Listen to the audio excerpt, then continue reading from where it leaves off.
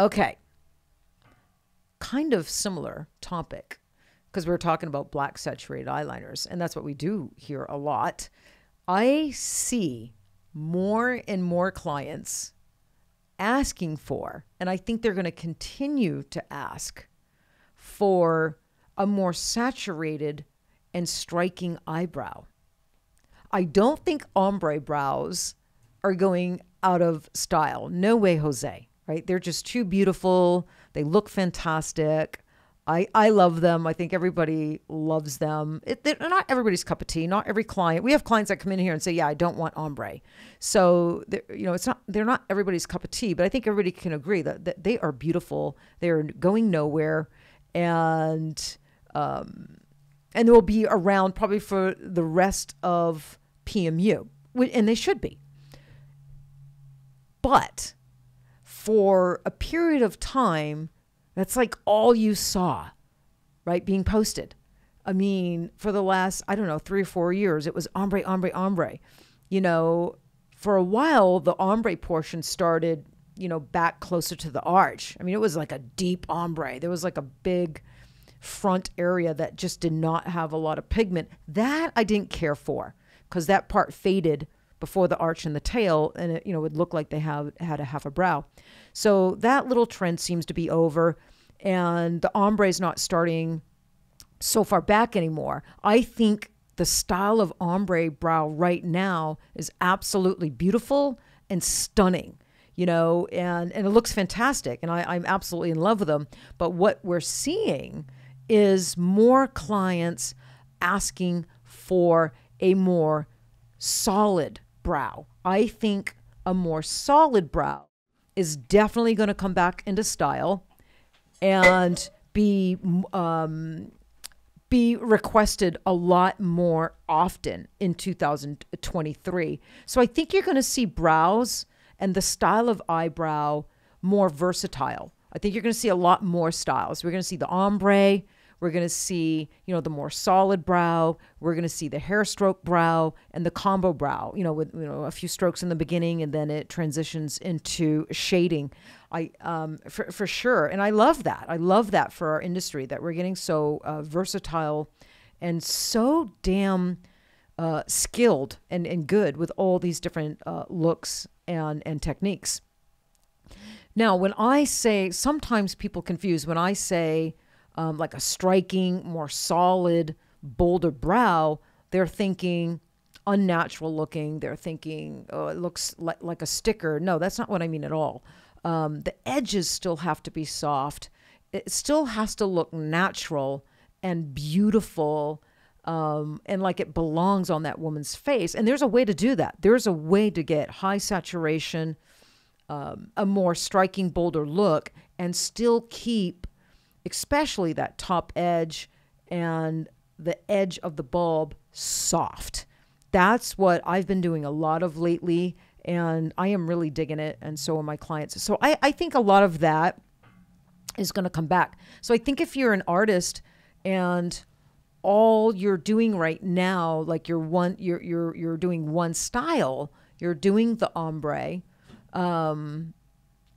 I think learning how to do a more solid brow and do it tactfully so it doesn't end up looking too solid and like a sticker is going to behoove you for this coming year and the years to follow.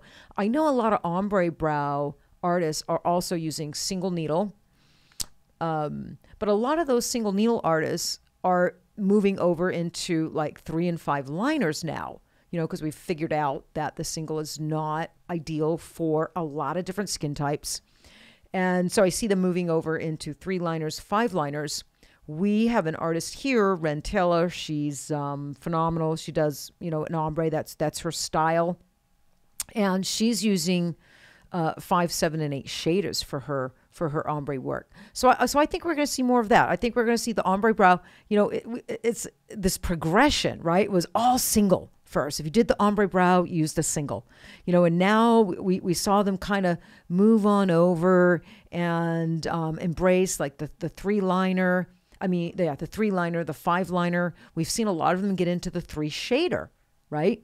And that made a huge difference in their work and their saturation levels and how more quickly and efficiently they can get the level of saturation they want and still get that ombre front.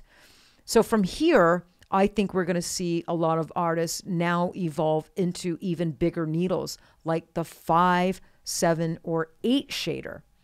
And they're going to be absolutely delighted on how efficiently and quickly and beautifully they can get an ombre look, and with great saturation, high saturation, if that's what the client wants, and especially if they're working on oily, resistant, challenging skin.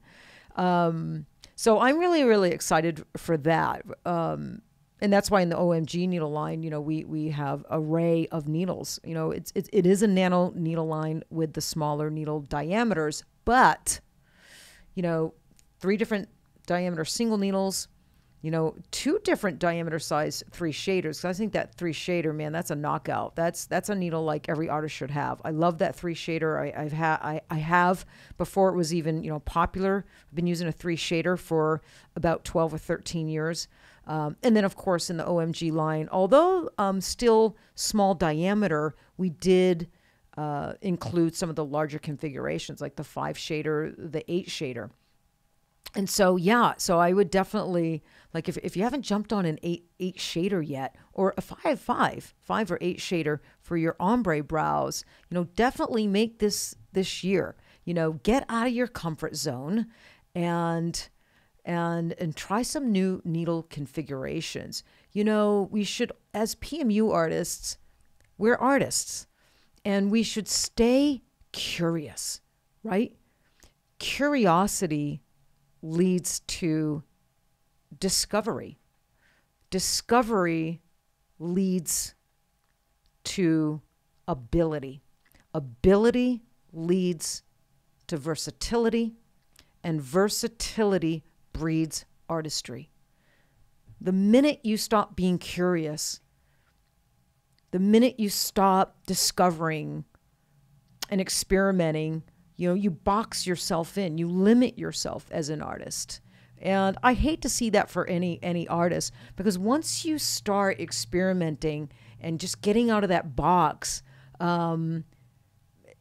things will happen for yourself and your work that are absolutely magical, that you never thought impossible because you stepped out of your comfort zone. And I know that it can be super scary to step out of your comfort zone, because we're working on faces.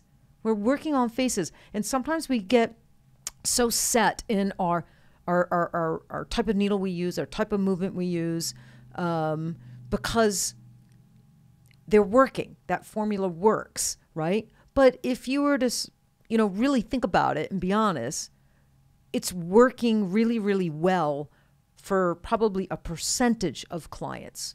And then there's another type of client, a percentage of clients where it's not working as well for, because the same formula doesn't work on every single client. It just doesn't. That's why we need to change things up. That's why there's lots of different needle configurations. That's why there's lots of different movements. That's why there's lots of different ways to stretch the skin. That's why there's different pigment types and different pigment colors. We need to customize our secret sauce, our formula for the face, the client that is there right now in that moment. And the formula that worked for that particular client may not work as well or at all for the next client.